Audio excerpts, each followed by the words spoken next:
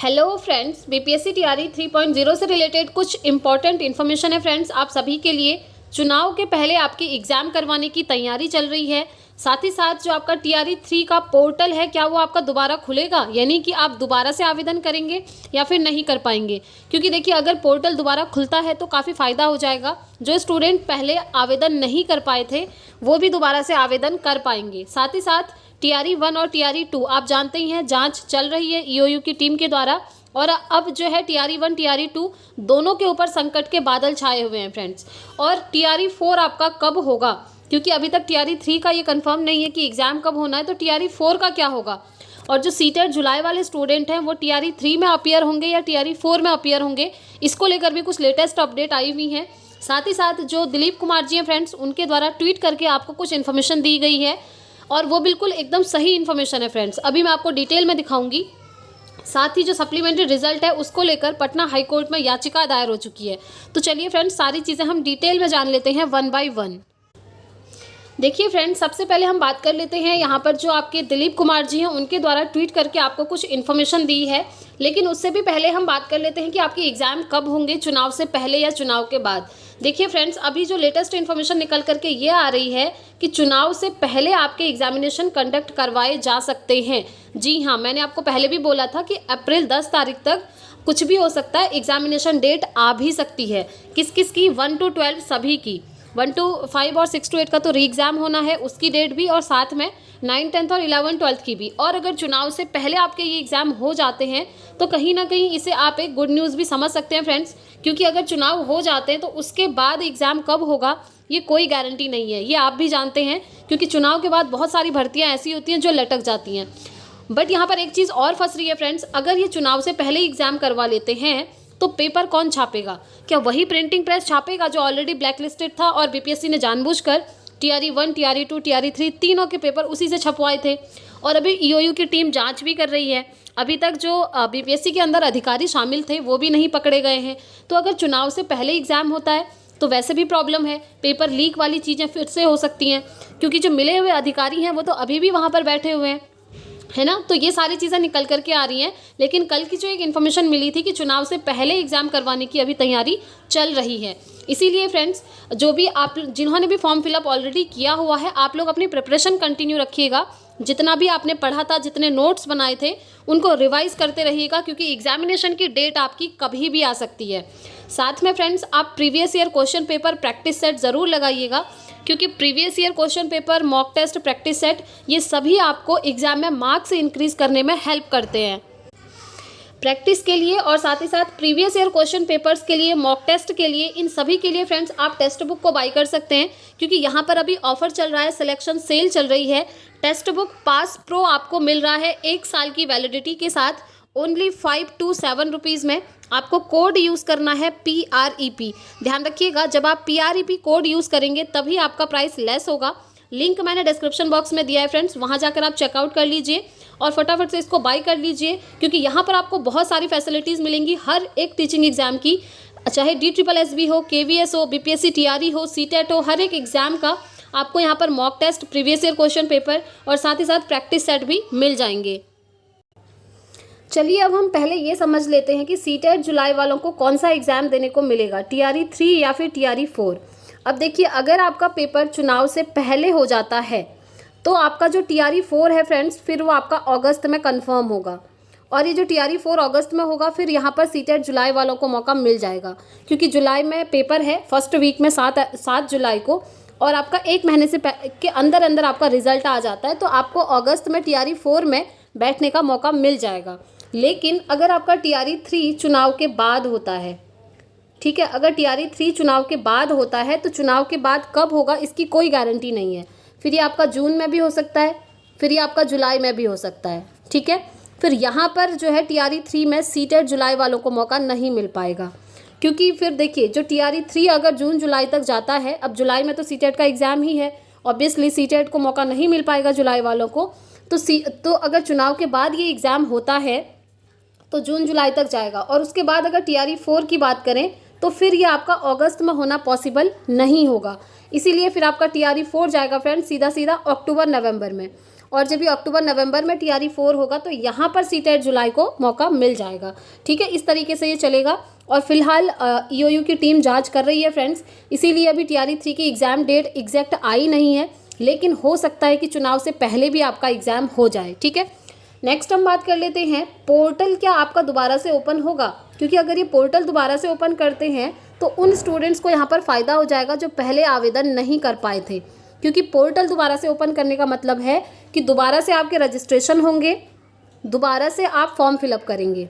ठीक है, सरकार की भी कमाई हो जाएगी, मोटा पैसा मिल जाएगा, क्योंकि वही चीज़ें उन्हें चाहिए होती हैं, ये तो आप लोग भी अच्छे से समझते हैं।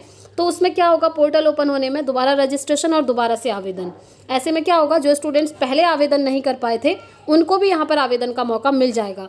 लेकिन देखिए, अभी तक BPSC ने कोई आदेश दिया नहीं है, जैसे ऑफिशियल कोई इन्फॉर्मेशन आती है तो आपको यहाँ से बता दिया जाएगा। ठीक है चलिए नेक्स्ट हम बात कर लेते हैं यहाँ पर। चलिए अब मैं पहले आपको बता देती हूँ, ये जो दिलीप कुमार जी ने ट्वीट करके आपको जो इन्फॉर्मेशन दी है, उसके बाद हम नेक्स्ट बात करेंगे जो आपकी TRE 1 की भी अभी जांच चल रही है, TRE 2 की भी। ये भर्तियाँ भी आपकी अब खतरे में आ सकती हैं, जो लोग यहाँ पर सेलेक्ट हुए थे। साथ ही साथ सप्लीमेंट्री रिजल्ट की भी हम बात करेंगे। तो पहले ये देखिए, BPSC TRE 3 पेपर लीक में कोचिंग शिक्षक बड़े बड़े नेताओं एवं अधिकारियों को बचाने के लिए, इस मुद्दे से ध्यान भटकाने के लिए कुछ लोगों द्वारा जानबूझकर कुछ अन्य मुद्दों को प्रचारित किया जा रहा है। ठीक है, बिल्कुल सही बात है जो कि दिलीप कुमार जी आपसे कह रहे हैं। आप सभी से अपील है कि TRE 3 पेपर लीक में संलिप्त कोचिंग शिक्षक, नेता और अधिकारियों पर कार्रवाई के लिए आवाज़ बुलंद कीजिए। देखिए, ट्वीट करके आपको ये चीज़ें करनी है, सपोर्ट करना है, ताकि जो बड़े बड़े अधिकारी इसमें शामिल हैं वो पकड़े जाएं। देखिए, यहाँ पर इन्होंने लिखा भी है, नहीं तो जो बड़ी मछलियों को बचाने का षड्यंत्र शुरू हो चुका है। ठीक है, जो बड़े बड़े लोग इसमें शामिल हैं ना, उनको बचाने का काम जो है अब स्टार्ट कर दिया है। और अगर ये इस बार बच जाते हैं फ्रेंड्स, तो आपके पेपर लीक वाली चीज़ें ऐसे ही चलती रहेंगी जैसे अभी तक चलती आ रही हैं। देखिए, अगर बड़ी मछलियां नहीं पकड़ी गई तो आगे भी प्रतियोगी परीक्षाओं में पेपर लीक और धांधली सेटिंग होती रहेंगी। सही बात है, अगर बड़ी बड़ी मछलियों को पकड़ लिया जाए तो पिछली जिन जिन परीक्षाओं में इन लोगों ने पेपर लीक एवं धांधली सेटिंग करवाया, ये सब उजागर हो जाएगा। लेकिन बड़ी मछलियां नहीं पकड़ी गई तो कुछ भी नहीं होगा। देखिए फ्रेंड्स, आप लोग कमेंट बॉक्स में अपने ओपिनियन ज़रूर शेयर कीजिएगा, आप लोग क्या चाहते हैं, ये चीज़ चाहते हैं या फिर नहीं चाहते हैं। ठीक है, क्योंकि जो पुराने पेपर हुए हैं ना आपके, वो उन सभी में पेपर आपके लीक हुए हैं और EOU की टीम अभी इसी काम में लगी है, सबूत इकट्ठा करने में। जैसे ही उनके पास सबूत आ जाएंगे ना, उसके बाद देखिए क्या क्या चीज़ें होती हैं। यहाँ पर बहुत बड़े बड़े लोगों का हाथ है इनमें, ये इन्फॉर्मेशन अभी आ रही है। देखिए, लेकिन बड़ी मछलियाँ नहीं पकड़ी गई तो कुछ भी नहीं होगा। पेपर लीक में संलिप्त कोचिंग शिक्षक पैसा देकर मुद्दे से सबका ध्यान भटकाने के लिए अलग अलग मुद्दों को प्रचारित करवा रहा है, आप लोगों की भावना से खेल रहा है, सावधान रहिए। ठीक है, तो आई होप आप लोग ये चीज़ें समझ गए होंगे दिलीप कुमार जी आपसे क्या कहना चाहते हैं। जो मुद्दा है ना कि TRE 3 पेपर लीक हुआ है, उसमें जितने भी बड़े बड़े अधिकारी हैं वो सभी पकड़े जाने चाहिए। सिर्फ इस मुद्दे पर बात कीजिए, उनका कहना ये है, इससे इधर उधर अपना ध्यान मत भटकाइए। ठीक है, इसीलिए आपको ना EOU की टीम ने एक टोल फ्री नंबर भी दिया है फ्रेंड्स। आप लोगों के पास अगर कोई भी प्रूफ होता है तो आप उस नंबर पर कॉल करके बता सकते हैं। मैंने आपको पिछली वीडियो में वो टोल फ्री नंबर दिखाया भी था, वो EOU की टीम ने इसीलिए जारी किया हुआ है ताकि उनके पास प्रूफ पहुंच सके। कौन से प्रूफ? TRE 1 के और TRE 2 के या TRE 3 के। आपके पास जिस भी एग्ज़ाम के कोई भी प्रूफ होंगे ना, तो आप इनको कॉल करके दे सकते हैं, या फिर इन्होंने अपनी ईमेल ID भी दी है, मेल करके भी आप इनको इन्फॉर्मेशन दे सकते हैं। ठीक है, तो ये सारी चीज़ें हो रही हैं फ्रेंड्स। अभी जांच जब तक पूरी नहीं होती है तो एग्जामिनेशन की डेट शायद नहीं आए, लेकिन चुनाव से पहले आ भी सकती है फ्रेंड्स, क्योंकि आप जानते हैं चुनाव है, इलेक्शन है, और हर कोई पार्टी यही चाहती है कि हम अच्छा काम करें। अब क्या अच्छा काम करें? देखिए, पेपर लीक हो चुका है, इतनी सारी चीज़ें हो रही हैं, बड़े बड़े अधिकारी तक शामिल हैं। खैर, जो भी इन्फॉर्मेशन आएगी आपको बता दिया जाएगा। साथ ही साथ फ्रेंड्स, TRE 1 और TRE 2 अब दोनों के ऊपर संकट है, क्योंकि इसकी भी जांच स्टार्ट कर दी है EOU की टीम ने, और जैसे कोई ठोस सबूत मिलेंगे ना, वैसे ही देखना कोई ना कोई स्टेप इसमें भी लिया जाएगा, जैसे TRE 3 में लिया गया था। अब इसमें वो स्टूडेंट्स बेचारे भी फंस जाएंगे जो अपनी मेहनत से यहाँ पर TRE 1 और TRE 2 को क्वालिफाई किए थे, लेकिन मोस्टली कैंडिडेट्स तो ऐसे ही थे। TRE 2 की अगर मैं बात करूँ कि मोस्टली कैंडिडेट्स जो हैं इसी तरीके से पैसा दे करके पास हुए। इसका रीज़न क्या है? देखिए, आपने देखा होगा जब एग्ज़ाम हुआ था, एक एग्जामिनेशन सेंटर ऐसा था, वो हॉल ऐसा था जहाँ पर बैठे सभी लोगों का रिजल्ट हो गया था पास, सभी शिक्षक बन चुके थे, सभी के अच्छे मार्क्स थे। ये कैसे? इतनी हाई एक तो कट ऑफ गई थी, 90+ 95 तक भी गई थी, और एक ही एग्जामिनेशन सेंटर के लोग जो हैं शिक्षक बन गए, उनका सिलेक्शन हो गया। ये कैसे पॉसिबल हुआ? पॉसिबल ऐसे ही हुआ क्योंकि वहाँ पर उनको पेपर लीक वाली चीज़ें करवाई थी। उनको पहले से ही पेपर दिए गए थे, जैसे TRE 3 में दिए थे, लेकिन फ्रेंड्स उसका खुलासा इसलिए नहीं हुआ क्योंकि पिछली बार कोई भी प्रूफ नहीं मिले थे। इसीलिए अगर आपके पास कोई भी प्रूफ है तो आप टोल फ्री नंबर पर कॉल करके बता सकते हैं, ठीक है। ये चीज़ इन्होंने इसीलिए जारी करी है EOU की टीम ने।